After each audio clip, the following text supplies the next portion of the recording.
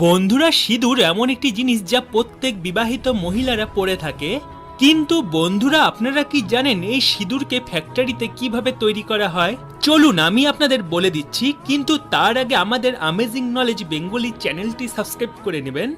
ফ্যাক্টরিতে সিঁদুর বানানোর জন্য সবার প্রথমে অনেকগুলো কাঁচা হলুদকে এইভাবে বড় মেশিনে দিয়ে গুঁড়ো করে একদম মিহি পাউডারের মতন করা হয়। এরপর একটি কেমিক্যাল তৈরি করা হয় চুন আর জল মিশিয়ে। তারপর এই কেমিক্যালকে হলুদ গুঁড়োর সাথে মিশিয়ে ফেলা হয়, আর মেশানোর পরে হলুদ রং পাল্টে হালকা লাল রঙে পরিণত হয়। এরপর লাগে মেহেন্দি পাউডার। এই মেহেন্দি পাউডারকে জলে গুলে মার্কিউরির সাথে মেশানো হয়।